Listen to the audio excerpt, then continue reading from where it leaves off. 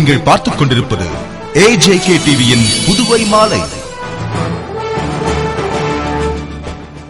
வணக்கம். புதுவையில் பாட்டாளி மக்கள் கட்சி சார்பில் நடத்தப்பட்ட முழு அடைப்பினால் மாநிலமே வெறிச்சோடி காணப்பட்டது. இதனால் பொதுமக்களின் இயல்பு வாழ்க்கை முற்றிலும் பாதிக்கப்பட்டது. மகாபலிபுரத்தில் நடைபெற்ற முழு நிலவு பொதுக்கூட்டத்தில் நீதிமன்றம் வழங்கிய நிபந்தனையை மீறியதற்காகவும் விழுப்புரத்தில் தடையை மீறி ஆர்ப்பாட்டம் நடத்தியதற்காகவும் பாட்டாளி மக்கள் கட்சி நிறுவனர் ராமதாஸ், வன்னியர் சங்க தலைவர் குரு, பாட்டாளி மக்கள் கட்சி தலைவர் GK மணி, புதுவை மாநில பாட்டாளி மக்கள் கட்சி செயலாளர் RKR அனந்தராமன் ஆகியோர் தமிழக காவல்துறையால் கைது செய்யப்பட்டு சிறையில் அடைக்கப்பட்டுள்ளனர். இவர்கள் கைது செய்யப்பட்டுள்ளதை கண்டித்தும் அவர்களை விடுதலை செய்ய வலியுறுத்தியும் தமிழகம் மற்றும் புதுவையில் பல்வேறு போராட்டங்கள் நடத்தப்பட்டு வருகின்றன. பேருந்து கண்ணாடிகள் தொடர்ந்து உடைக்கப்பட்டு வரும் நிலையில் புதுவை பாட்டாளி மக்கள் கட்சி மற்றும் வன்னியர் சங்கத்தினர் இன்று 3ஆம் தேதி முழு அடைப்பு போராட்டத்திற்கு அழைப்பு விடுத்திருந்தனர். இதையடுத்து தொடர்ச்சியாக கடைகள் மீதும் பஸ்கள் மீதும் கல்வீசி தாக்கப்படுவதால் பாதுகாப்பு கருதி வணிக நிறுவனங்கள், கடைகள் மூடப்பட்டன. இதனால் மக்கள் கூட்டம் நிறைந்து காணப்படும் நேரு வீதி, காந்தி வீதி, அண்ணா சாலை, கடலூர் சாலை, வில்லியனூர் உள்பட அனைத்து இடங்களும் வெறிச்சோடி காணப்பட்டன. மேலும் அரசு மற்றும் தனியார் பேருந்துகள் எதுவும் இயக்கப்படாததால் புதுவை பேருந்து நிலையமும் வெறிச்சோடி காணப்பட்டது. தமிழக பகுதியில் இருந்து வரும் பேருந்துகள் கோரிமேடு எல்லையிலேயே நிறுத்தப்பட்டன. ஆட்டோ மற்றும் டெம்போக்களும் இயக்கப்படாததால் இவற்றை நம்பி அலுவலகத்திற்கு செல்பவர்களும் பேருந்தை நம்பி கோடை விடுமுறை பயணத்தில் ஈடுபட்டுள்ள பயணிகளும் பெரிதும் பாதிக்கப்பட்டனர். பிற்பகல் 12 மணிக்கு மேல் வெளியூர் செல்லும் ஒரு சில தமிழக அரசு பேருந்துகள் மட்டும் போலீஸ் பாதுகாப்புடன் இயங்கின. இருப்பினும் புதுவையில் பொதுமக்களின் இயல்பு வாழ்க்கை கடுமையாக பாதிக்கப்பட்டது. இதனிடையே முழு அடைப்பு போராட்டத்தில் அசம்பாவிதங்கள் ஏதும் ஏற்படாமல் தடுக்க காவல்துறை பலத்த பாதுகாப்பு ஏற்பாடுகளை செய்திருந்தது. இந்திய ரிசர்வ் போலீஸ் மற்றும் உள்ளூர் போலீஸ் என சுமார் 1000 போலீசார் புதுவை முழுவதும் துப்பாக்கி ஏந்திய நிலையில் பாதுகாப்பு பணியில் ஈடுபடுத்தப்பட்டனர். புதுவையில் முழு அடைப்பு போராட்டம் நடத்திய பாட்டாளி மக்கள் கட்சியினர் சாலை மறியலில் ஈடுபட முயன்றதால் அவர்களை போலீசார் கைது செய்தனர்.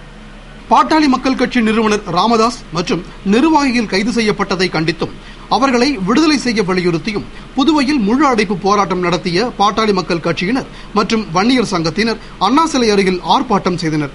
புதுவை மாநில பாட்டாளி மக்கள் கட்சி ஆலோசகர் ராமகிருஷ்ணன், வன்னியர் சங்க தலைவர் வேணுகோபால், பாட்டாளி மக்கள் கட்சி இளைஞரணி தலைவர் தங்க அறிவழகன் உள்ளிட்ட பாட்டாளி மக்கள் கட்சியினர் ஆர்ப்பாட்டம் நடத்திய போது திடீரென சாலை மறியலில் ஈடுபட முயன்றனர்.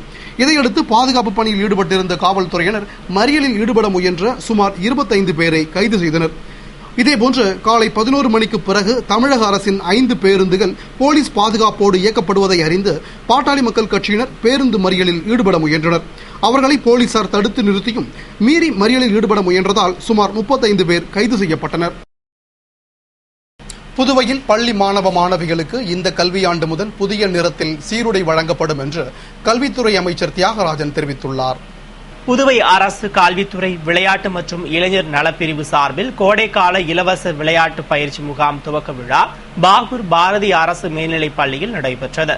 பள்ளி கல்வி இயக்குநர் வல்லவன் முன்னிலையில் நடைபெற்ற விழாவில் விளையாட்டு மற்றும் இளைஞர் நலப்பிரிவு துணை இயக்குநர் முத்துசாமி வரவேற்க கல்வித்துறை அமைச்சர் தியாகராஜன் சிறப்பு விருந்தினராக கலந்து கொண்டு பயிற்சி முகாமை துவக்கி வைத்து பயிற்சி மையத்திற்கான விளையாட்டு உபகரணங்கள் வழங்கி பேசுகையில், பாகூர் பகுதி விவசாயம், கல்வி, விளையாட்டு ஆகிய மூன்றிலும் முன்னிலை வகிப்பதாகவும் கடந்த ஆண்டு 18 அரசு பள்ளிகள் 100% தேர்ச்சி பெற்றதில் 16 பள்ளிகள் கிராமப்புற பள்ளிகள் என்றும் நகரத்தை விட கிராமங்களில் கல்வி வளர்ச்சி அடைந்து வருவதாக பெருமிதம் கொண்டார்.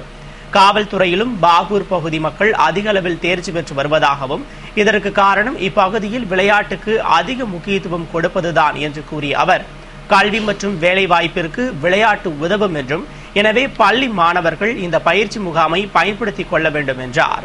மேலும் அரசு பள்ளி மாணவர்களுக்கு சீருடைகள் AFT மில் மூலம் கொடுப்பதாக இருந்த நிலையில் மில் தற்போது இயங்காததால் சீருடைகள் அமுத சுரபி மூலம் தையல் கூலியுடன் வழங்கப்படும் என்றும் 2 செட் சீருடையும் புதிய நிறத்தில் வழங்கப்படும் என்றும் கூறினார்.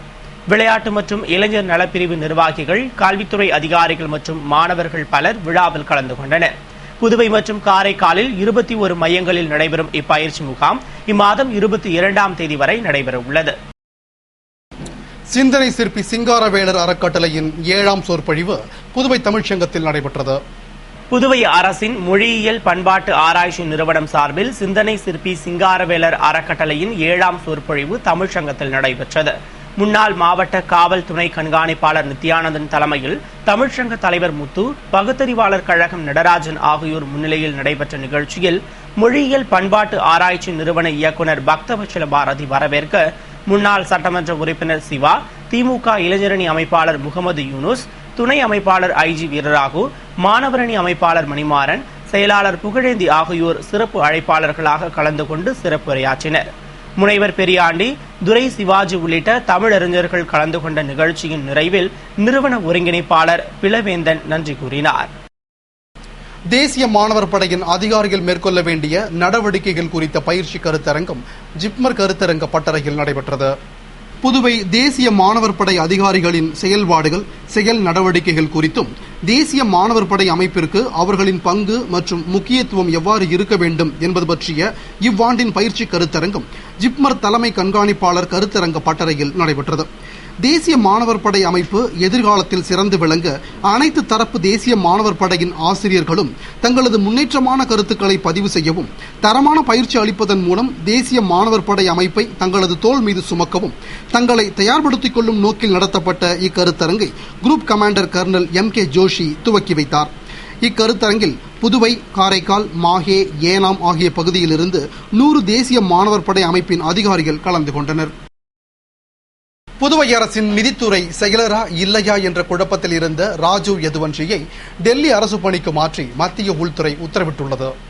புதுவை அரசில் தலைமைச் செயலருக்கு அடுத்தபடியாக அபிவிருத்தி ஆணையராகவும் நிதித்துறை செயலராகவும் பணியாற்றி வந்த மூத்த IAS அதிகாரி ராஜீவ் யதுவன்ஷி சமீபத்தில் மாற்றப்பட்டு சுற்றுலாத்துறை செயலர் மூர்த்தியிடம் நிதித்துறையை ஒப்படைத்து புதுவை அரசு உத்தரவிட்டது. இதனையடுத்து புதுவை அலுவல் விதிகள் அடிப்படையில் நிதித்துறை விவகாரத்தில் மாநில அரசு தன்னிச்சையாக முடிவு எடுக்க முடியாது என கூறி புதுவை அரசின் உத்தரவை ரத்து செய்து மத்திய உள்துறை உத்தரவிட்டதால் பெரும் சர்ச்சை எழுந்த நிலையில் புதுவை அரசு நிர்வாகத்தின் தலைவரான கவர்னரின் உத்தரவு அடிப்படையிலேயே நிதித்துறை செயலர் மாற்றப்பட்டதாக புதுவை அரசு விளக்கம் அளித்தது. இருப்பினும் நிதித்துறை செயலர் யார் என்பதில் சிக்கலும் குழப்பங்களும் தொடர்ந்த நேரத்தில் ராஜீவ் யதுவன்ஷி 1 மாத கால விடுப்பில் சென்ற நிலையில் தற்போது ராஜீவ் யதுவன்ஷி டெல்லி அரசு பணிக்கு திடீரென மாற்றப்பட்டு அதற்கான உத்தரவை மத்திய உள்துறை அமைச்சகம் பிறப்பித்துள்ளது. மதகடிப்பட்டில் தனியார் மதுக்கடையில் கத்தி முனையில் பணத்தை கொள்ளையடித்த 2 குற்றவாளிகளை காவல்துறையினர் கைது செய்துள்ளனர்.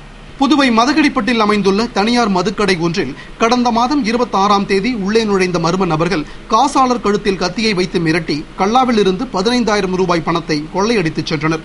இதுகுறித்து மதுக்கடை மேலாளர் திருபுவனை காவல் நிலையத்தில் புகார் அளித்ததன் அடிப்படையில் வழக்கு பதிவு செய்து விசாரணை நடத்தியதில் 6 பேர் கொண்ட கும்பல் கொள்ளையில் ஈடுபட்டிருப்பது தெரியவந்தது. இதையடுத்து திருபுவனை போலீசார் தனிப்படை அமைத்து குற்றவாளிகளை தேடி வந்த நிலையில் ரகசிய தகவலின் பேரில் கோலியனூர் கூட்டுரோட்டைச் சேர்ந்த தீனா என்பவரையும் சேதராப்பட்டைச் சேர்ந்த தாஸ் என்பவரையும் கைது செய்தனர். மேலும் அவர்களிடமிருந்து 2,000 ரூபாய் பணம் மற்றும் கத்தியை பறிமுதல் செய்துள்ள காவல்துறையினர் மற்ற குற்றவாளிகளை தேடி வருகின்றனர். கைது செய்யப்பட்ட கோலியனூரைச் சேர்ந்த தீனா மீது 4 கொலை வழக்குகளும், தாஸ் மீது 1 கொலை மற்றும் 2 கொள்ளை வழக்குகள் நிலுவையில் உள்ளது குறிப்பிடத்தக்கது. புதுவை உழவர்கரை ஜெயராகினி அன்னை ஆலய ஆண்டு பெருவிழா கொடியேற்றத்துடன் துவங்கியது.